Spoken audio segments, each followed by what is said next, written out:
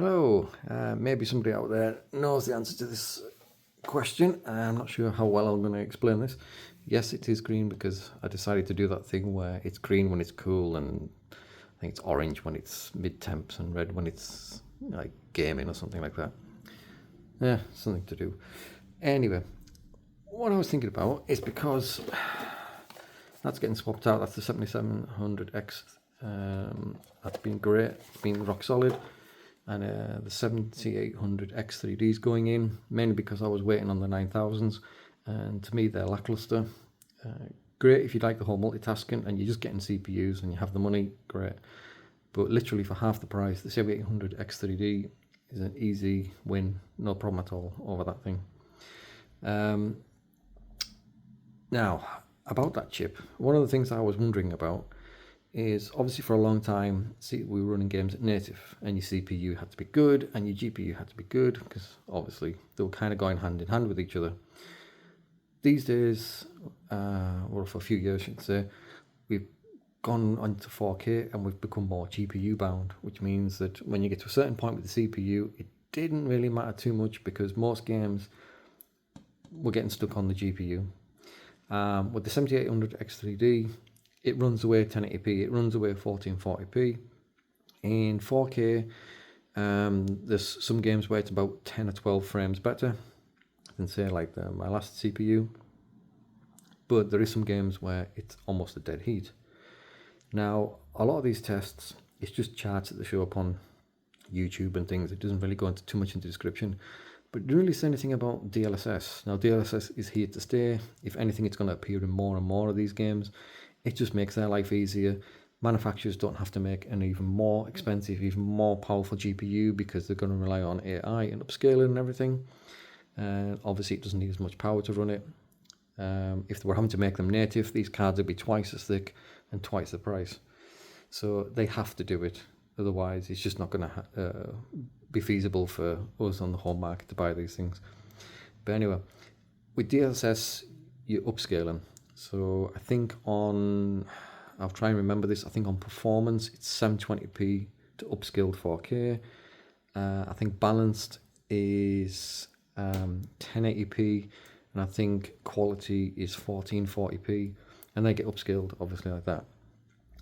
Now, with say the 7800X3D, which runs away the 1080p and 1440p, does that mean that that chip will last even longer?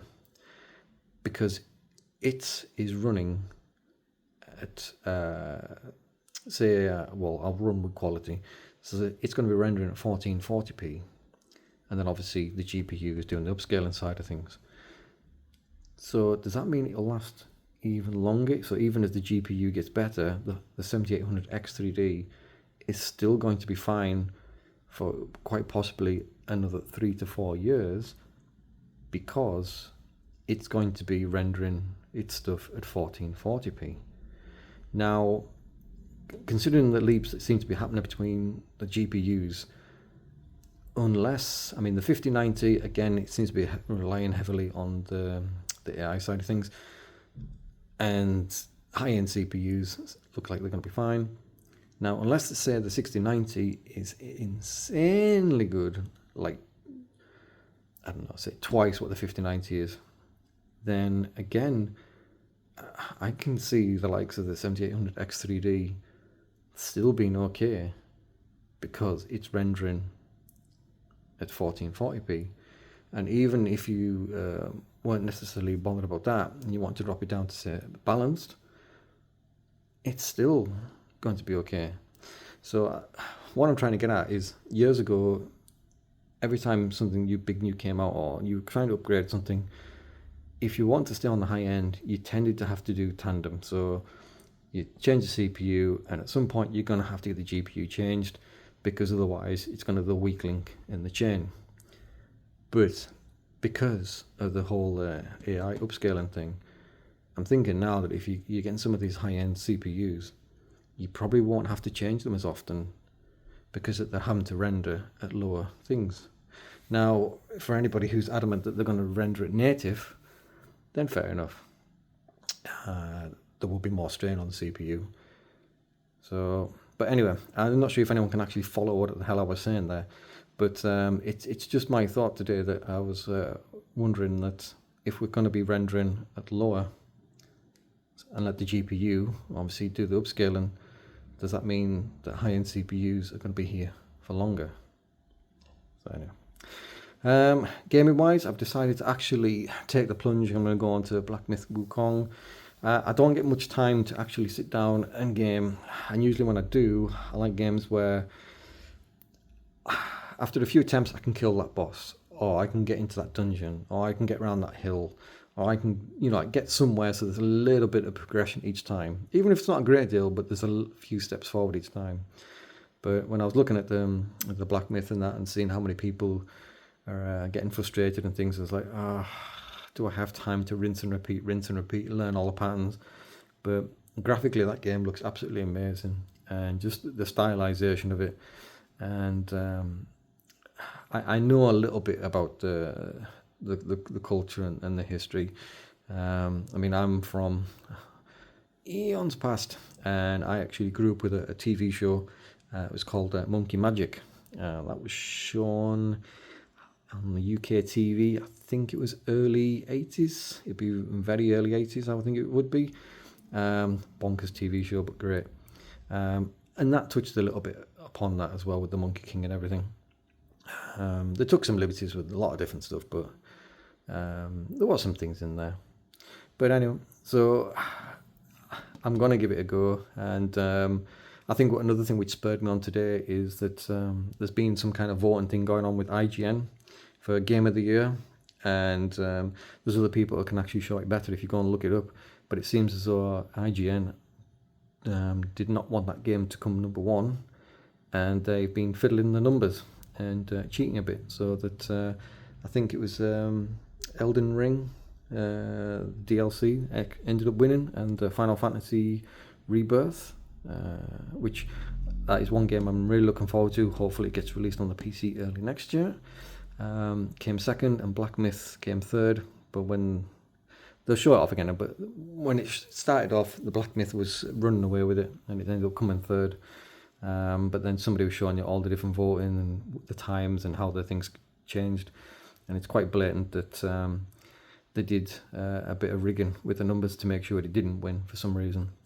Now, with IGN, they're a known pay and shill company, which basically means that they get wined and dined by a company, and then that game, whatever that company releases, gets a favourable review, or they get copies early so they can review it, because obviously they review games early. People click, go onto the actual internet pages, advertisements on there, and they make money through that. So it's in their best interest to keep on the good side of big companies. They don't always give glowing reviews to every game. They do have to kind of walk a fine line now and again, which is the ongoing joke with IGN and their 7 scores, where it's a game where it's if it's good and people know it's good, but for some reason they don't want to say it is, it gets a 7. If it's bad and everyone knows it's bad, but they need to keep on the right side of the company, it gets a 7. So if you go on IGN pages enough and the YouTube channels, you know what I mean by IGN and the 7s. It's their go-to score usually for a lot of different reasons. But yeah, so I'm going to give that a go. So maybe the next time I actually turn this computer on, you'll see it all smashed up in my rage joke. Another thing for anybody who's actually on the AMD platforms, I'm not too sure if it's just to do with the MSI or whether this is the thing that's been pushed out to all of the motherboards. It's going to be worthwhile checking.